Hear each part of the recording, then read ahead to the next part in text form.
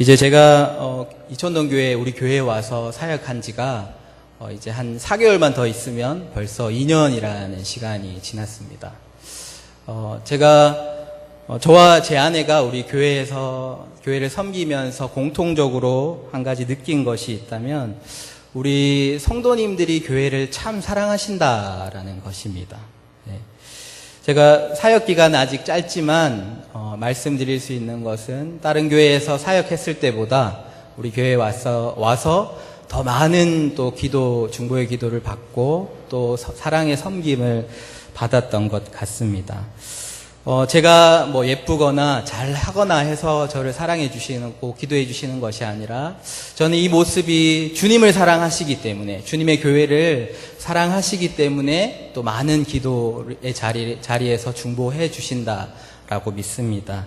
저는 이촌동 교회가 이제까지 분명히 하나님께서 이 교회를 든든히 세워 오셨지만 저는 또한 하나님께서 몸된 교회를 사랑하는 우리 성도님들의 기도와 그 수고를 통해서 하나님께서 우리 교회에 은혜를 주신 은혜인 줄로 믿습니다. 오늘 이제 예배 전에 보면 저희 은퇴 권사님들이 예배를 위해서 중보기도를 하십니다. 그리고 이제 방학을 잠깐 했지만 1년 내내 수요일에 모여서 항상 기도의 자리, 교회를 위해서 기도를 하십니다. 보시면 우리 앞쪽에 대부분 앉아 계시는 우리 장로님이나 은퇴하신 권사님들은 이전까지 우리 교회를 정말 수고와 기도로 세워 오신 분들이다라는 것입니다. 이분들을 보면 우리 이촌동교회가 이제 72년이 됐는데 이전까지 하나님께서 이들을 통해서 어떤 수고를 하게 하시고 어떤 애씀을 통해서 교회를 세워 오셨는가를 제가 상상할 수 있을 것 같습니다. 오늘 제가 이 말씀을 준비하면서 우리 성도님들의 그 사랑에 감사하며 또 생각했을 때 오늘 이 갈라디아서를 쓴 바울의 모습과 비슷하다라는 생각이 떠올랐습니다. 바울은 이 갈라디아서 편지를 쓰면서 이런 표현들을 하고 있습니다. 4장 부분에 가면 4장 19절에 나의 자녀들아 너희 속에 그리스도의 형상을 이루기까지 다시 너희를 위하여 해산하는 수고를 하노니라고 이야기를 합니다. 이처럼 바울은 갈라디아 교회를 사랑했고 또 갈라디아 교회뿐만 아니라 그가 세우고 섬겼던 그 모든 교회를 이렇게 나의 자녀들아라고 부르는 그런 정말 자녀와 같이 그들을 사랑하고 또 정말 해산의 수고를 그 수고와 같은 수고를 통해서 교회를 섬기고 사랑했다라는 것입니다. 분명 하나님께서 모든 교회는 하나님께서 세우는 것이지만 분명 우리가 또한 볼 수 있는 것은 이 바울의 수고 그리고 바울의 동역자들의 그 애씀을 통해서 하나님께서 우리가 알듯이 그 초기에 많은 소아시아의 교회들과 유럽의 교회들 세우셨고 또 교회들을 통하여서 지금 여기까지 이 교회를 세워 나아가신다라는 것입니다. 또한 우리가 기억할 것은 하나님께서 바울을 통해서 세우신 교회처럼 지금은 우리를 부르셔서 이 교회를 세워 나가고 계신다라는 것입니다. 우리의 믿음의 선배들을 통해서 그리고 우리를 통해서 하나님께서 이 교회를 맡기시고 세워가고 있다라는 것입니다. 그런데 이 바울의 교회를 향한 이 편지 가운데는 오늘 보면 바울이 갈라디아 교회를 쓴 편지는 사실은 염려 때문에 이 갈라디아 교회를 향한 염려 때문에 쓴 편지였습니다.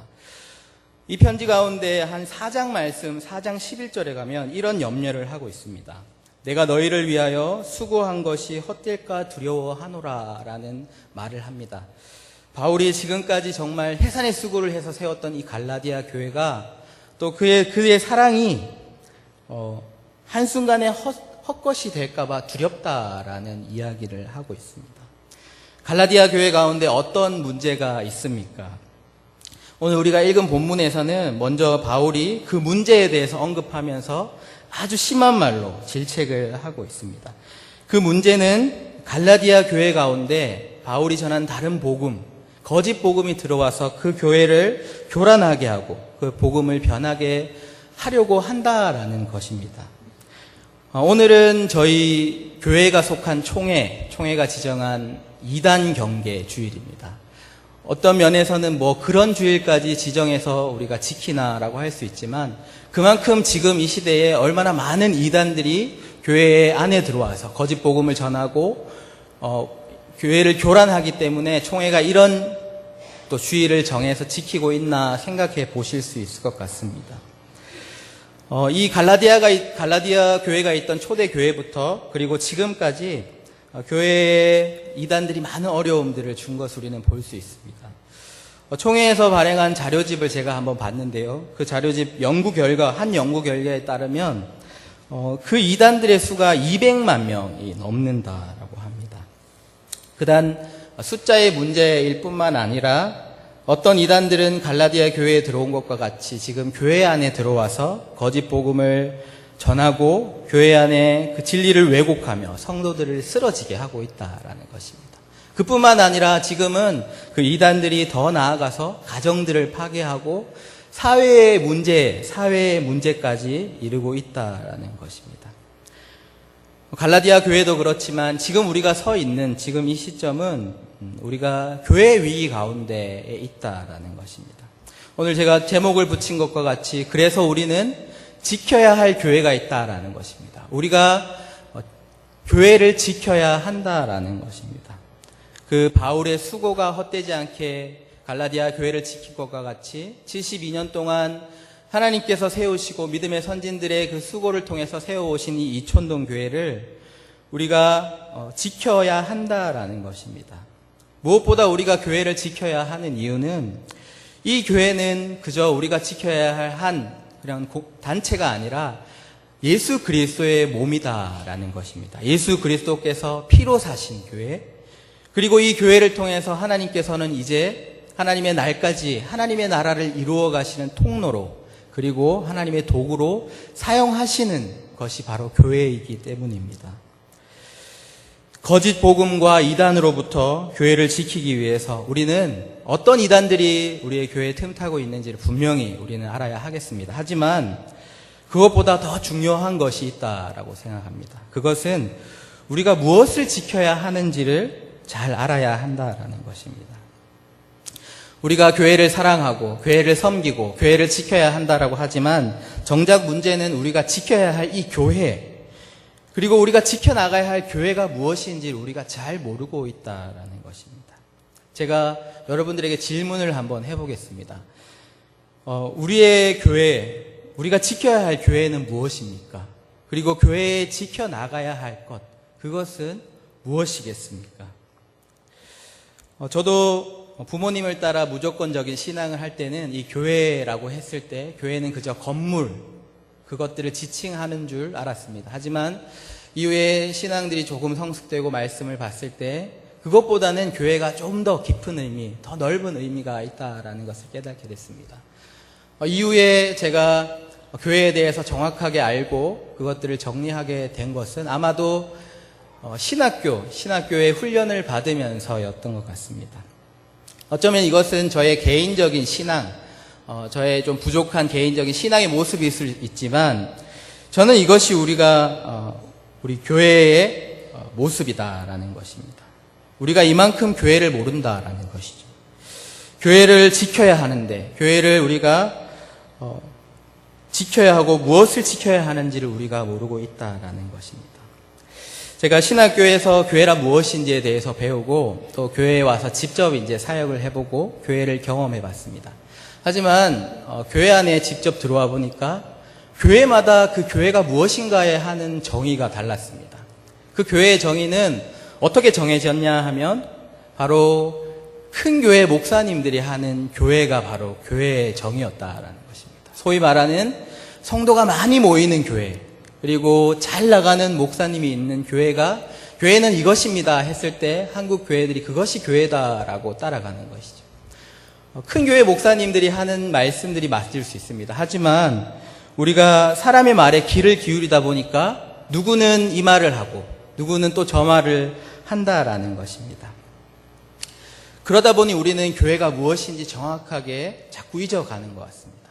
뿐만 아니라 어떤 교회들은 우리가 지금까지 해오던 일들이 교회다라고 정의를 내려버립니다. 특별히 오래된 교회, 오래된 전통을 가진 교회들은 더 그들만의 교회론이 있는 것 같습니다. 그들이 지금껏까지 해오던 것만이 교회다라는 것이죠. 그래서 그것을 지켜야 한다라고 이야기를 합니다.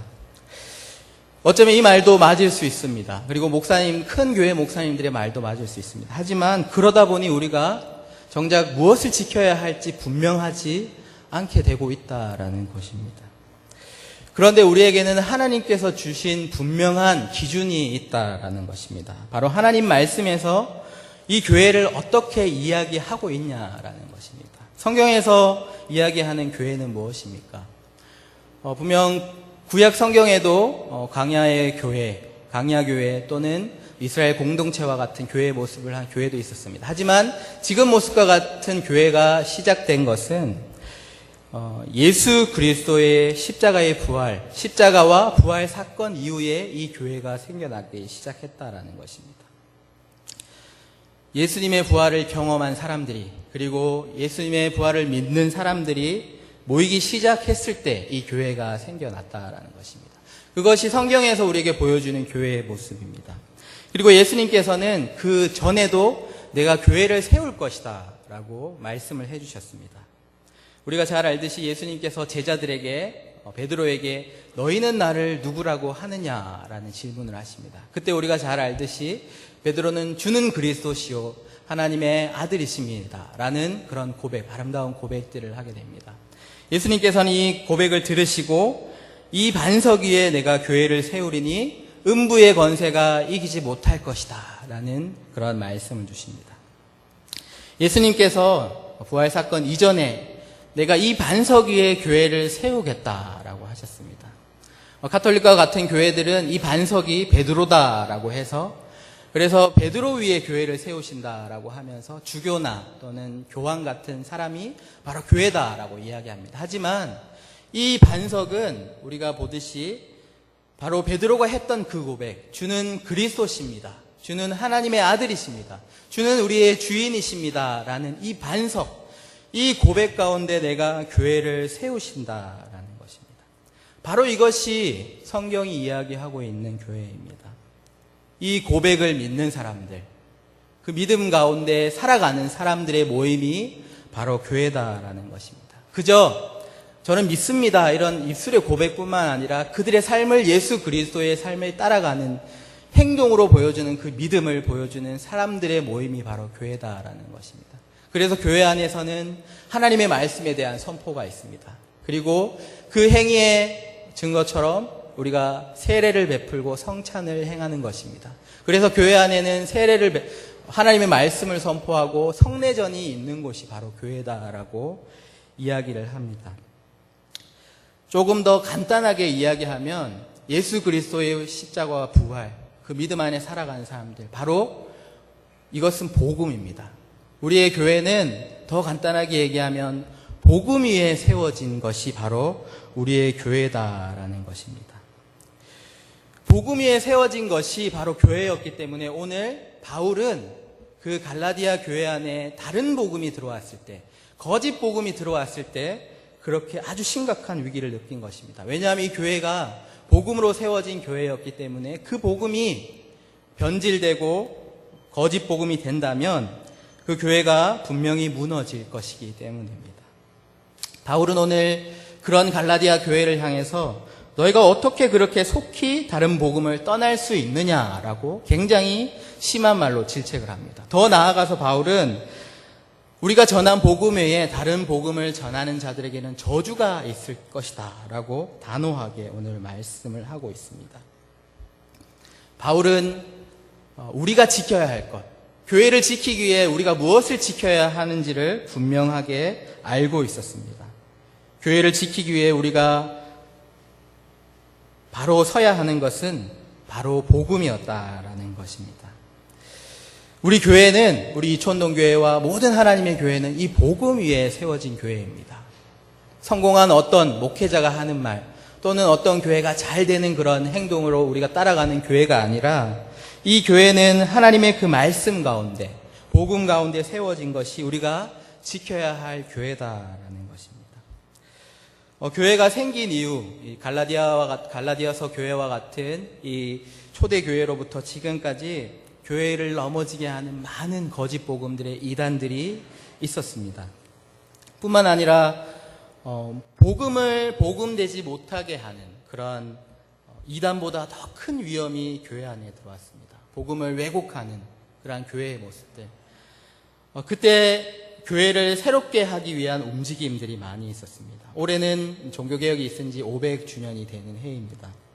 종교개혁 시절에 특히 복음이 복음되지 못하게 복음을 왜곡하는 그런 많은 일들이 있었습니다. 그래서 교회는 위기를 맞았고 그때 교회를 바꾸기 위해서, 교회를 개혁하기 위해서 그런 개혁의 운동들이 일어났던 것입니다.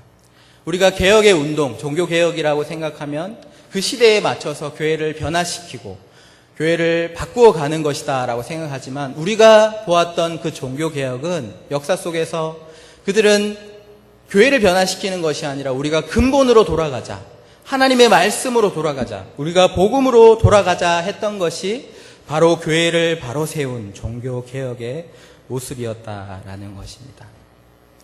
우리는 또 한 번의 교회의 위기의 시대 가운데 있습니다. 외부적으로는 아까 말씀드린 것처럼 많은 이단들이 틈틈이 교회를 무너뜨리기 위해서 지금도 그런 기회를 엿보고 있습니다.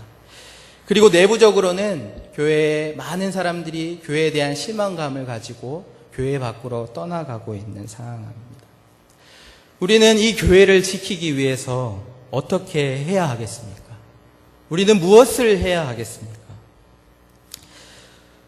교회에 나오는 우리 성도님들을 흔히 이제 말씀에서 양떼에 비유를 합니다. 그렇다면 우리가 양을 지키기 위해서 어떻게 해야 하느냐? 그 생각을 하면 그렇다면 양을 지키기 위해서는 우리가 농장의 주위로 든든한 울타리를 세워서 양들이 더 이상 빠져나가지 못하게 하고 또 양들을 해치기 위해서 들어오는 짐승들을 보호하면 되겠다라고 해서 이렇게 양들을 지킬 때에는 많은 펜스들을 칩니다. 그러면 우리도 우리 교회를 지키기 위해서 이렇게 울타리를 치면 되겠습니까? 더 견고하고 더 강한 그런 울타리를 쳐서 외부의 적이 들어오지 못하게, 그리고 사람들이 더 이상 나아가지 못하게 하면 되겠습니다. 제가 이 이야기를 드리는 것은 지금 교회가 이런 방법들을 많이 쓰고 있다라는 것입니다. 더 높은 울타리를 세우면 사람들이 나가지 않고 몰려들 것이다.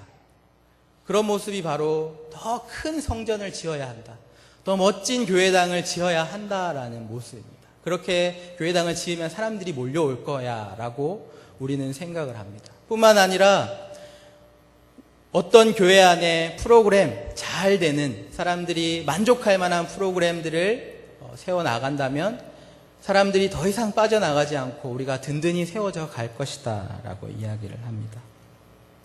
하지만 우리가 볼 수 있듯이 이것은 일시적인 효과는 있습니다.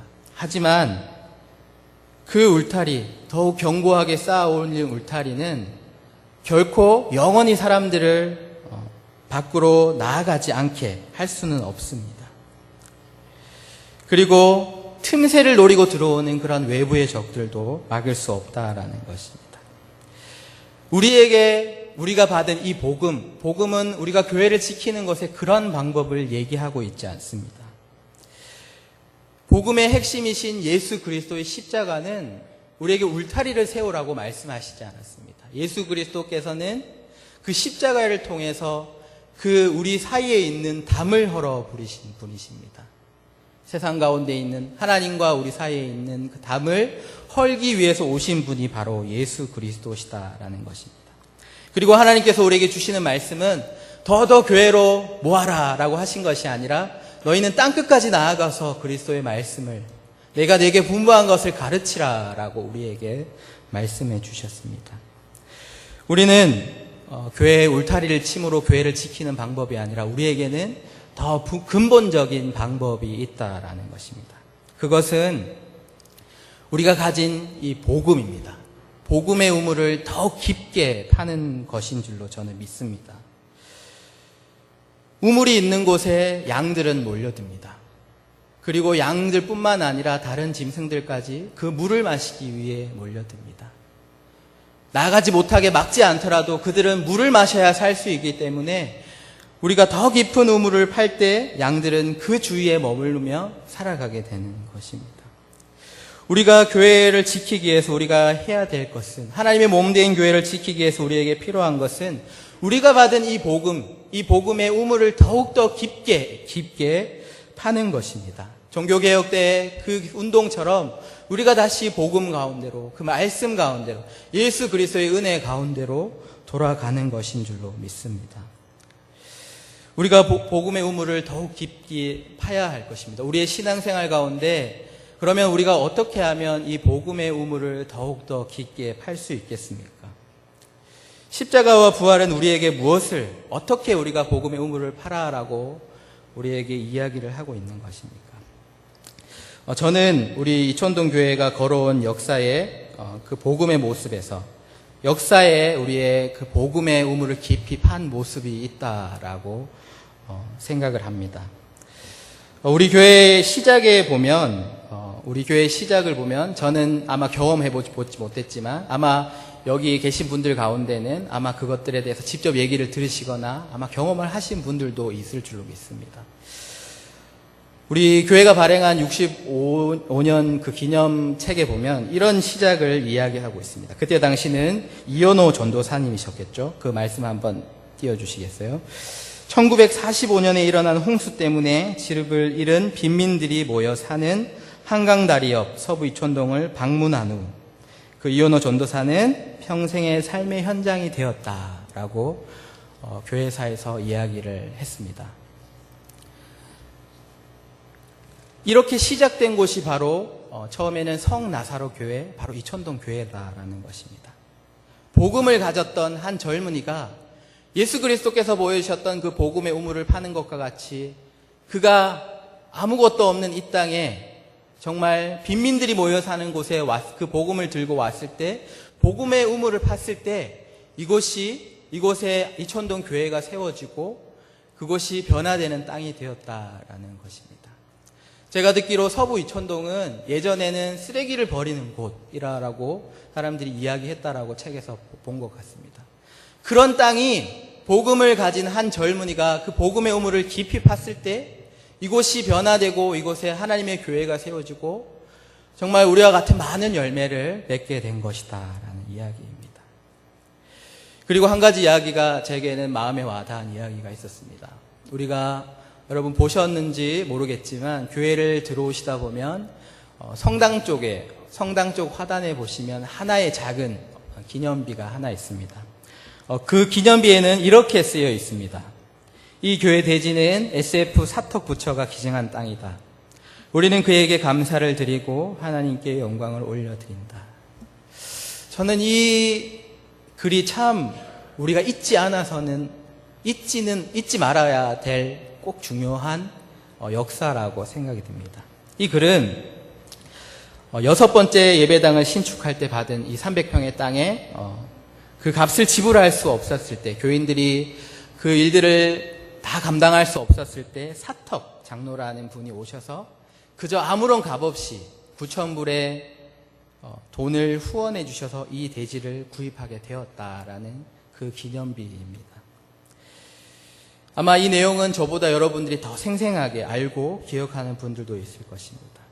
저는 이 가운데 복음의 우물을 깊이 파는 것이 무엇인지, 복음이 무엇인지, 우리가 받은 복음의 모습이 어떤 모습인지, 예수 그리스도께서 십자가에 보여주셨던 그 모습이 어떤 것인지 우리는 잘 볼 수 있다라고 생각합니다. 아무런 값도 없이, 아무런 대가도 없이 그저 우리에게 준 선물을 통해서 우리는 지금 이 자리에서 하나님께 예배를 드리고 하나님을 높이 부르고 있다라는 것입니다. 이런 역사 가운데 세워진 곳이 바로 이촌동 교회다라는 것입니다. 저는 우리 이촌동 교회의 역사 가운데 이 복음이 가득 들어있다라고 생각을 합니다. 복음 앞에 선 한 젊은이를 통해서 그의 삶을, 복음을, 우물을 파는 데 바쳤을 때에 시작된 교회가 바로 우리 교회입니다. 그리고 아무런 이득도 없는 정말 황무지 같은 땅 가운데 그저 아무런 대가 없이 그 선물을 준 한 사람의 그런 선물 때문에 우리가 지금 여기에 있다라는 것입니다. 우리가 받은 이 복음은 이현호 목사님과 사턱 장로님이 보여주셨던 것과 같이 거저 받은 것입니다. 정말 하나님의 은혜로 받은 것이고, 그들은 하나님의 그 은혜를 알고 그 거저받은 은혜를, 그 거저받은 복음을 우리에게 다시 거저 주었다라는 것입니다. 그 그리스도의 사랑 때문에 그 사랑을 다시 돌려주기 위해서 그들의 삶을 드리고 물질을 들여서 드린 바로 그 교회가 바로 우리가 지금 예배를 드리고 있는 이촌동 교회다라는 것입니다. 이 이야기뿐만 아니라 우리 성도님들 각 한 사람 한 사람 모두는 동일하게 그 거저받은 예수 그리스도의 복음 위에 세워진 교회들입니다. 우리는 이 복음을 받은 자들로서, 또 거저받은 은혜로서 우리는 또한 그 십자가의 은혜와 같이 우리는 거저줄 수 있는, 또한 우리의 삶을 그 복음을 위해서 살 수 있는 사람들이 되어야 할 것입니다. 교회를 지킨다라는 것은 우리가 받은 이 복음을 지키는 것입니다. 이 복음을 그저 바라보는 것이 아니라 예수 그리스도께서 하셨듯이 이 복음의 깊은 우물을 계속 파나가는 것입니다. 우리가 이 복음의 우물을 깊이 파고 팔 때 우리가 더 높은 울타리를 치지 않더라도 하나님께서는 그 하나님의 능력이 우리 가운데 임하며 우리를 넘어뜨리려고 하는 그런 많은 대적으로부터 하나님의 능력으로, 하나님의 힘으로 우리를 지켜주신다라는 것입니다. 그리고 우리가 복음의 우물을 깊이 팔 때에 우리의 교회가 정말 하나님이 정말 쓰시는 축복의 통로, 하나님의 도구로 견고하게 세워져 간다라는 것입니다. 초대 교회로부터 지금까지 교회는 항상 많은 이단의 위험이 있었습니다. 끊임없이 위기의 상황 가운데 있었습니다. 하지만 참 신기한 것은 그 이단의 위협이 있던 그 교회의 역사를 보면 그 이단이 위험이 있었을 때, 그때 그 위기 가운데 교회는 더 견고하게 세워져 갔다라는 것입니다. 이단의 그러한 공격 때문에 그 교회는 신앙 고백을 정립하게 되었습니다. 더 교리를 체계화시켜 나아갔습니다. 더 교회를 든든히 세워가며 복음 가까이로 나아갔던 것입니다. 우리가 지금 선 곳이 어쩌면 위기의 땅일 수 있겠지만 우리 또한 복음 위에 우리가 선다면, 그 복음의 우물을 깊이 판다면 우리는 지금 우리가 당한 이 위기가 하나님께서 쓰시는 기회가 될 줄로 믿습니다. 사랑하는 성도 여러분, 지금 우리가 서 있는 곳이 위기의 시기일지라도 우리가 복음에 굳게 서며 또 복음에 바로 선다면 하나님의 교회, 이 교회는 영원할 것입니다. 그리고 하나님께서 분명히 이 교회를 주님의 나라를 세워가는 도구로 세워나가시며 지켜주실 줄을 믿습니다. 우리가 그 복음을 받은 자로서 우리의 삶에 하나님의 교회로서 정말 더 깊은 우물을 파며 정말 하나님의 복음을 실천하며 하나님의 교회로 든든히 서가는 저와 여러분들의 삶이 되시기를 주님의 이름으로 축원드립니다.